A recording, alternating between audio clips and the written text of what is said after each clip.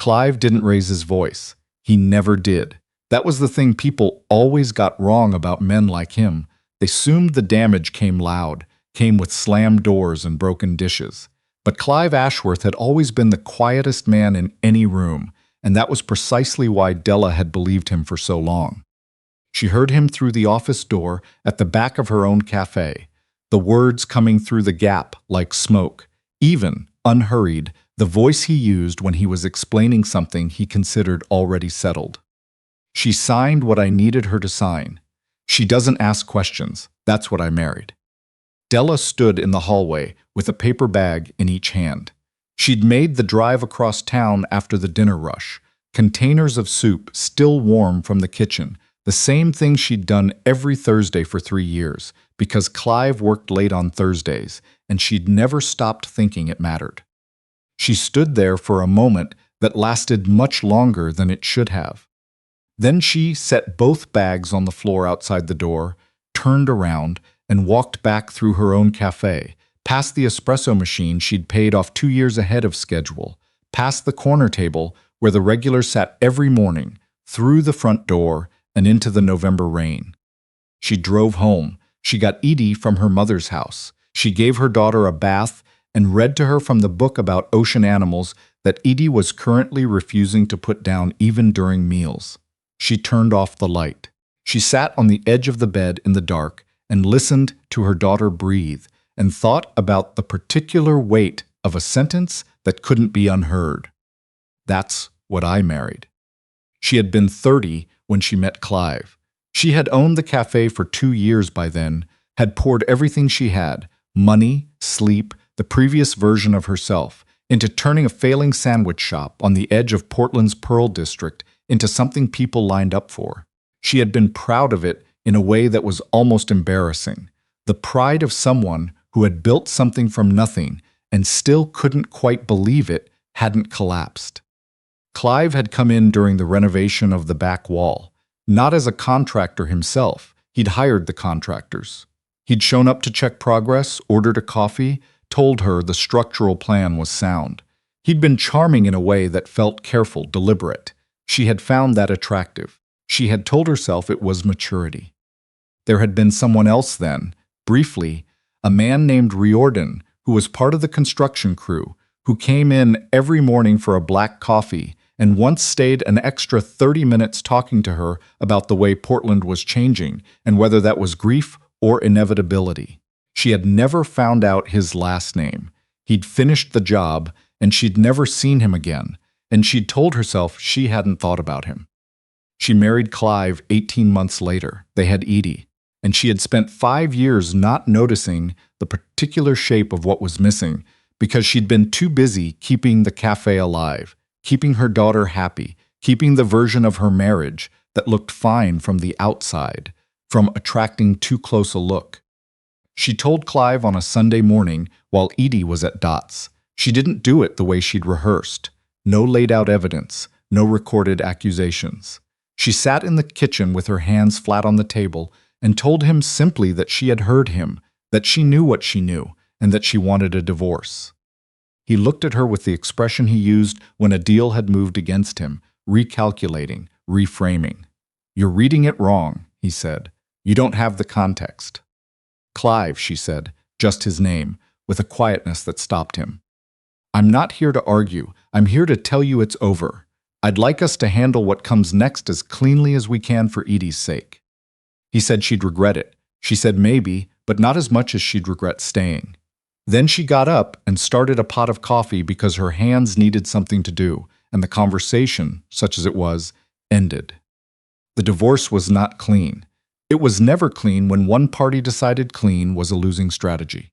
Clive moved to claim partial ownership of the cafe through the expansion loan he'd co-signed. 4 years earlier, a detail Della's lawyer dismantled with methodical efficiency over 10 weeks of mediation that left Della feeling scraped down to something essential and exhausted.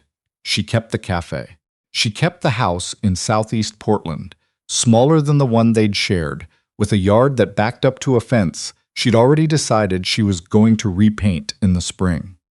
She had custody of Edie on a schedule that felt like it had been designed by someone who'd never actually lived inside a family. And Edie cried herself to sleep twice in that first month, once asking why Daddy didn't live there anymore, and once, more quietly, asking if she'd done something wrong.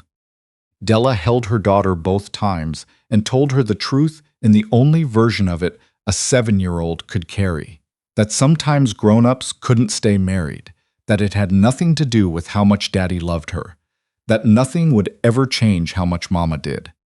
She cried in the bathroom after the second time, quietly, for about 6 minutes, because grief had to be scheduled when there was someone in the next room counting on you to be the solid thing. By February, she had her footing back. She had the café and Lou and her mother and Edie's ongoing scientific examination of every living creature she encountered. It wasn't the life she'd planned. It was a life she could breathe in. She kept those two things in mind every morning when she unlocked the café at 6:15 and started the first grind of the day. She didn't see Riordan walk in on the second Tuesday of October because she was at the back bar with her head down, troubleshooting the temperamental portafilter that needed replacing and that she'd been putting off replacing for 3 weeks. She heard the door. She heard Lou at the register. She heard a voice order black coffee, no pastry, and something in her hands went still before her brain caught up with why. She looked up. He was taller than she remembered, or she'd just forgotten. He had the same quality she'd thought about once, and then made herself stop thinking about. That particular kind of stillness, the kind that didn't perform itself. He was looking at the menu board on the wall. "You did the renovation on the back wall," she said, 4 years ago. He turned. He looked at her with something that was more than recognition and less than surprise. "You remembered." "It's my café," she said. "I remember everyone who touched the walls." He almost smiled. Not quite. He took his coffee to the corner table by the window, and she did not watch him leave. She told herself she didn't. He came back Friday. He came back the following Monday. He always ordered black coffee. He always sat at the corner table. He never asked for anything, never lingered past what was natural, never made it into something it didn't have to be yet. On a Thursday morning, 11 days after he'd first walked back in, Della's 9 o'clock rush had thinned to nothing, and she poured herself a cup and sat down across from him because it was her café and she could do that. They talked for 22 minutes. About Portland winters, about the way the Pearl District had calcified into something expensive and pleasant, and a little hollow, about whether she'd always wanted a café or if it had come from somewhere else. From a decision, she said. I needed something I'd built myself, something that was actually mine. He understood what she meant by actually. He didn't ask her to explain it. She told Lou about it that evening, just the fact of the conversations, nothing more. Lou had opinions about everything, but the one she led with was, "Is he good looking?" That's not the point. Lou looked at her. That's a yes. Edie met him by accident on a Friday afternoon in November. Della had run to get her from school and brought her back to the café while she finished the deposit, and Riordan was still at his corner table, a newspaper in front of him that he wasn't reading. Edie walked directly to the table and sat down across from him, because Edie operated on the assumption that most horizontal surfaces were available to her. She had a library book in her backpack. She pulled it out and opened it to a page about siphonophores. "Do you know what this is?" Riordan looked at the picture. "Tell me." Edie told him. For 15 minutes, without pausing, he asked her 3 questions. Real ones, not the kind adults ask to seem interested and then stop tracking. The third question was one she didn't know the answer to, and she went still for a moment with the look she got when a problem had genuinely caught her. "I'll have to check," she said, with the gravity of someone making an official commitment. "I'll wait," he said. When they left, Edie walked beside her mother down the sidewalk and said, after a long pause, "He didn't tell me I was smart to make me stop talking." "No," Della said, "he didn't. Most grown-ups do that." Della looked at her daughter, at the gap where a baby tooth had been last week, at the library book already open again in her hands. Yes, she said, most do. She didn't examine what it meant that her 7-year-old had noticed the thing she had also noticed, and that it felt important to both of them. The dinner started in December. Nothing declared, nothing arranged with formality, just the natural accumulation of evenings where he was at the café when she was closing, and she was cooking something, and Edie was there and already talking. He came to the house on Thursdays, then Sundays, then occasionally on a Tuesday when the week had been long, and she found she wanted someone to sit with at her kitchen table who wasn't going to require anything from her except honesty. She learned about him the way you learned about people who didn't perform themselves, in pieces, over time, through what they said and what they didn't say and what they did when they thought you weren't watching. He ran an import and export company officially. Vane Logistics, incorporated 14 years ago, operating out of Swan Island near the waterfront. The official version was legitimate. The complete version was more complicated, and he told her the shape of it the night she asked him directly, sitting across from each other with empty plates between them and Edie asleep in the next room. He'd inherited an organization that had been his father's, then his uncle's, then his by default.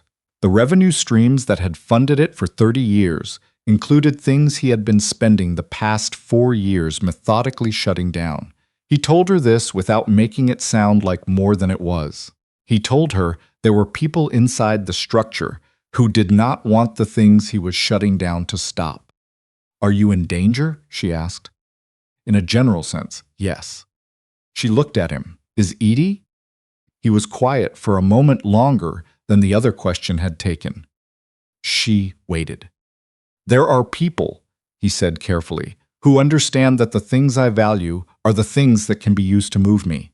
I've been careful about that. But careful isn't the same as immune." She absorbed this. She set her hands flat on the table, which was what she did when she needed the stillness of something solid under her. "I'm not going to ask you to tell me things that aren't mine to know," she said, "but I need you to understand something clearly. If something moves toward this family, my family, I need to know before it gets here. Not after. Not in time to manage the fallout. Before." "Yes. That line doesn't move." "I understand," he said. She looked at him across the table and decided she believed him, not because it was comfortable, but because she'd been watching him for 3 months, and he had not once said a thing to soften what was true. "Good," she said. "Do you want more coffee?" He said yes. She got up and made it.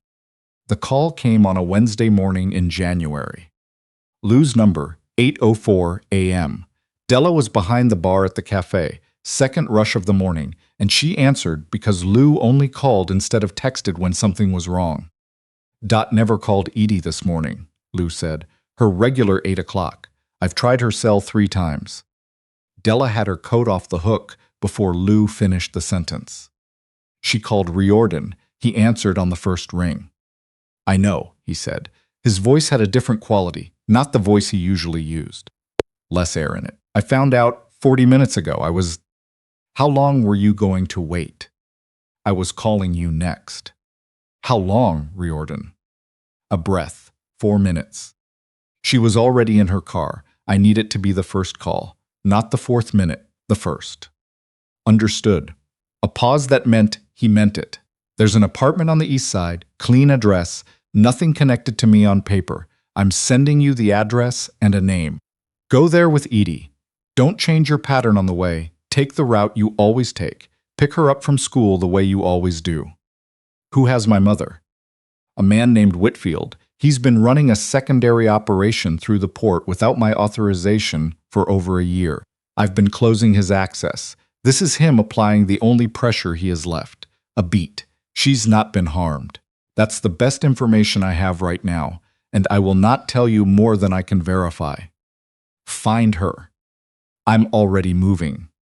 The apartment was a 2-bedroom on Burnside, clean and spare and smelling of lemon cleaner.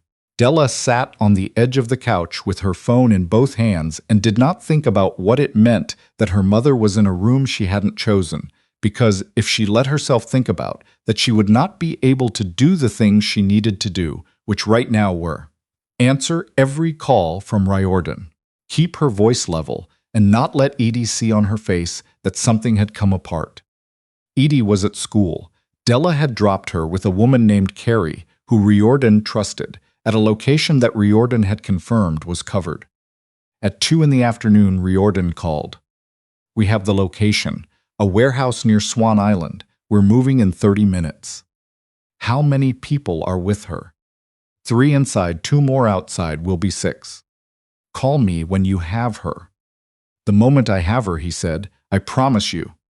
She sat in the apartment for 2 hours and 40 minutes and did not do the thing she wanted to do, which was drive to Swan Island herself. She stayed because he had asked her to, and because she understood, in the way she understood most true things, plainly, without decoration, that the way she could help him most right now was not to become a second thing he had to protect. At 4:17, her phone rang. She's with me, he said. Della sat down on the floor of the apartment. Her legs simply stopped working for a moment, and she let them. She sat on the floor with her back against the couch and pressed the phone to her ear and said, Is she hurt? No. Are you? A pause, minimally. I'm going to need more information than minimally. I'll be there in 20 minutes, he said. He arrived with Dot and 2 men who stayed in the hallway. Dot walked through the door in yesterday's clothes, with her coat still on, and the expression of a woman who had decided somewhere around hour 8 that she was going to be fine, and had simply remained that way through force of will. She looked at Della. She held out her arms. Della walked into them and stayed there for a long moment, her face in her mother's hair, and didn't say anything, because there was nothing to say that her mother's hands on her back didn't already say more clearly. I'm all right, Dot said into her daughter's shoulder. I'm annoyed, but I'm all right. Those are the same thing for you. Yes, her mother said, they are. Riordan was at the door. He had his coat on, and he was holding himself with the particular careful stillness of someone managing something that hurt. Della looked at him. Sit down. I'm fine. Riordan. He sat. She got the first aid kit from the bathroom. She sat beside him on the couch and made him take his coat off, and she examined his shoulder with her hands, not gentle, not clinical, just thorough, the way she did everything that mattered. It's not dislocated, she said, but you're going to feel it for 2 weeks. I know. She began to tape it. Her hands were steady. Dot was in the bedroom. Della could hear the particular quiet of her mother deciding to give them space and also to sleep, probably in that order. I'm angry at you, Della said. He didn't move. Not because of what happened. I understand what happened. But she was in that room because of the life you're in, and I need to say that out loud to you, because if I don't say it, it becomes something that sits between us, and I won't allow that to happen. You're right, he said. Just that. No explanation, no mitigating context, no pivot toward what he'd done to fix it. She looked at him. Okay, she said, tell me how you end this. He told her. Whitfield had 14 months of documentation against him, port records, account transfers, shipping manifests with his fingerprints all over them. Riordan had been building the file for 6 months. The remaining captains in the organization would see it tomorrow morning. Whitfield's choices at that point would be to leave quietly or face federal exposure he couldn't survive. And Whitfield was, above everything else, a man who made calculations. He'll leave, Riordan said. Men like him always do when the math is finished. And then the organization is smaller, slower, less profitable in certain directions, which is the point. He looked at her. It's going to take years. There's no version of this where I hand you something clean at the end of next week. But I've been doing this for 4 years, and I'm not stopping. Why, she said, not testing him, actually asking. He held her gaze. Because I'd like to look at something I built and not have to look away from it.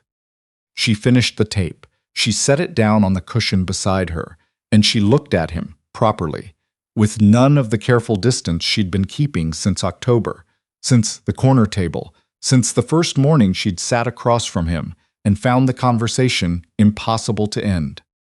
She leaned forward and kissed him. Not tentative, not a question, not a trial run. She kissed him the way she did most things, directly, having decided.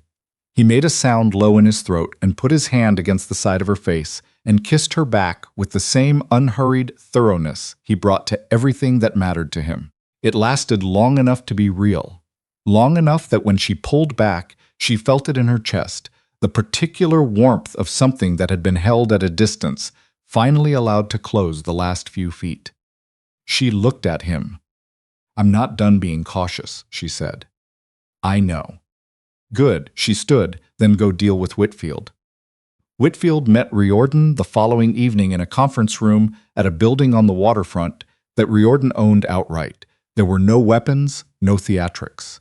Riordan put the documentation on the table and let Whitfield read it. He gave him an hour. Then he told him the terms. Leave the organization, leave Portland, terminate every arrangement through the port, and stay quiet. In exchange, the file remained with Riordan's lawyer and not the FBI's organized crime division. Whitfield was a methodical man. He read the documentation twice, then he buttoned his coat and left. By Thursday, the organization's waterfront operations had been restructured along the lines Riordan had been working toward. Smaller, tighter, less connected to things that required violence to sustain. He called it progress, not completion, because he understood the difference. He called Della that evening to tell her it was done. She said, "Come over." He came over. They had soup at her kitchen table, Della's soup, which she'd made because she needed the act of making something, and they talked for 2 hours about things that were not Whitfield, not the organization, not the January that had just happened to them. Edie was home. She sat at the other end of the table with a library book about deep-sea bioluminescence and asked questions that were technically directed at no one, but were clearly available for response. Riordan answered most of them. When she hit the third question he didn't know, he asked her how she'd find out, and she considered this seriously for 40 seconds. "Primary literature," Edie said. "Mom, can I use the library's research database?" "After dinner." "Before?" "After." Edie accepted this with the tone of someone filing a formal objection. She returned to her book. Riordan caught Della's eye across the table, and something moved between them that didn't require words and didn't need them. April came to Portland the way it always did, not gradually, but in a single morning when the light changed and the air shifted past its threshold, and suddenly everything was beginning. Della noticed it on a Saturday, standing outside the café before unlocking it. She stood on the sidewalk for a moment and just let the warmth be warm, which she almost never did, being someone who moved through the world at a pace that left little room for standing still in it. Then she went inside and started the grind. The morning rush came and went. By 11, the café had settled into its slow Saturday rhythm, a few regulars, the couple that always shared a scone, the man who wrote in his notebook by the window and never spoke to anyone. Edie was on the counter. Della had stopped fighting this sometime around February, reasoning that it was a battle she was not going to win, and that Edie was 7 and the counter was 6 inches lower than the one at home, reading her current book, something about pressure zones in the deep ocean. Riordan was at the corner table. He had a coffee. He was reading, or appearing to read, a section of the newspaper, except that for the last 30 minutes he'd been answering Edie's questions, which Edie delivered into the middle distance with the confidence of someone who knew the room was listening. Lou appeared at Della's shoulder from the back kitchen. "You look different," Lou said. "Different how?" "Less like you're holding your breath." Della thought about it. She watched her daughter lean over the counter to show Riordan a diagram. She watched him tilt his head and look at it the way he looked at everything Edie showed him, with complete attention, without performance. "I stopped waiting for proof I was allowed to be okay," she said. Lou was quiet for a moment. "What changed?" "I stopped making choices provisionally. A beat. I just made them." Lou looked at her, then at Riordan, then back at Della. Yeah, she said. Okay. She picked up her apron. I'm going to go make another batch of the brown butter cookies because I can tell this is about to become a speech and I'd rather be useful. Della laughed. Lou disappeared through the kitchen door. At 4 o'clock, Della turned the sign in the window and began closing. Riordan stayed. He'd started staying on Saturday closes sometime in February. Same way he'd started stacking chairs without being asked and taking out the heavy compost bin from the back without being told where it lived. Edie was at Dot's for the night, an arrangement Dot had declared non-negotiable since January, and that Edie accepted it because Dot made better pancakes.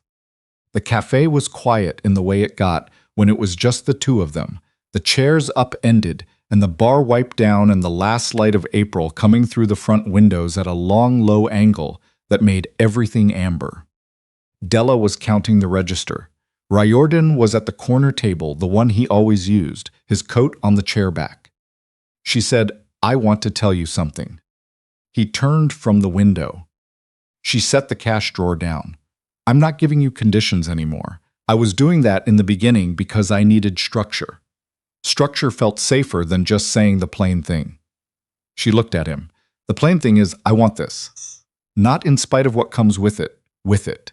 The complications, the risk at the edges, the fact that it's never going to be uncomplicated.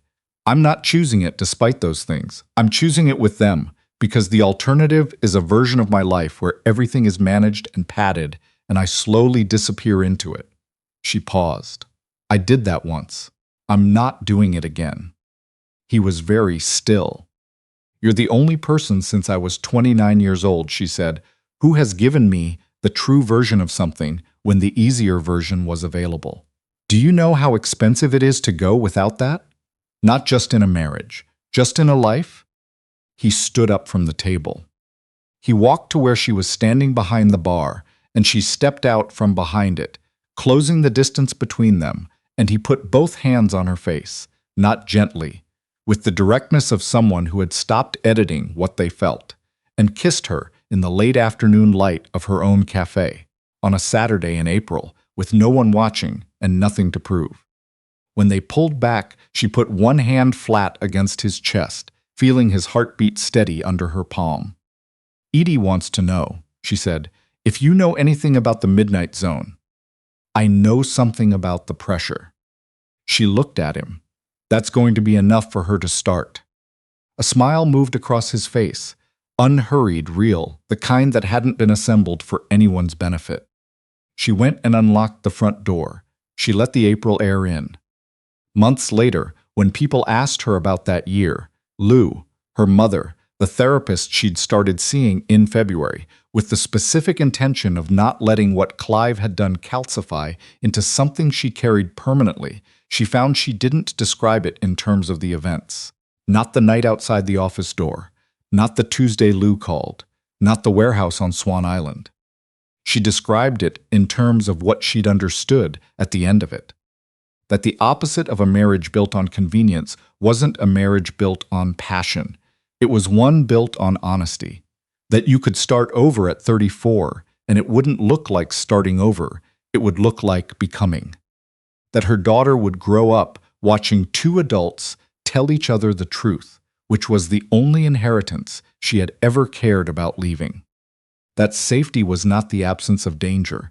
It was knowing that when danger came, you would not face it alone, and you would not be lied to about its shape. She'd told the therapist in March that she'd stopped waiting for permission to feel fine. What changed? The therapist asked. Della thought about it, about the April light in her café and the corner table, and her daughter on the counter explaining the ocean's darkest layer to a man who had listened to every word. I stopped choosing things provisionally, she said. I just chose. The therapist wrote something down. Della looked out the window at the city, the March version of it, not yet green, but close. She made her next appointment and put on her coat and went back to work. The following Saturday, Riordan came in at 7. He made coffee. He'd learned the machine sometime in January, had asked her once how to run it, and then never needed to ask again. He made her a cup the way she took it, which was different from the way she'd been making it for Clive, for 5 years. And he set it on the counter beside her without comment. She picked it up without looking away from the order she was writing. Edie was at the table with her backpack on, already deep in a paper she'd printed from the library's research database about pressure adaptation in deep-sea organisms. She was making notes in the margins with a purple pen. "There's a problem with the methodology in Section 3, Edie said, to no one specifically. "What kind of problem?" Riordan said. "The sample depth range is inconsistent. They're claiming adaptive patterns across the midnight zone, but the data only goes to 3,000 meters. The midnight zone starts at 1,000. That's not the whole picture." "That's a problem," he agreed. Edie looked up at him, the look she gave him when someone confirmed something she already knew. Assessing, satisfied. "Yeah," she said. She returned to her notes. Della turned from the counter. She looked at the café, at Riordan standing with his coffee, at her daughter arguing in the margins of a scientific paper, at the Saturday morning light coming through the windows at the angle that was only possible in spring, lower and warmer than winter, not yet the high clear light of summer, the light of something beginning. She stood in it for a moment and let it be what it was. Then she sat down at the counter and drank her coffee. No declaration, no speech, just the morning doing what mornings did, arriving, moving, filling itself with the small ordinary things that made up a life. She had spent 5 years inside a marriage where she hadn't mattered. She sat in her café in Portland in April and understood, with the plainness of something that simply was rather than something that needed to be proven, that she was in the right place. That was enough. That was, in the end, everything.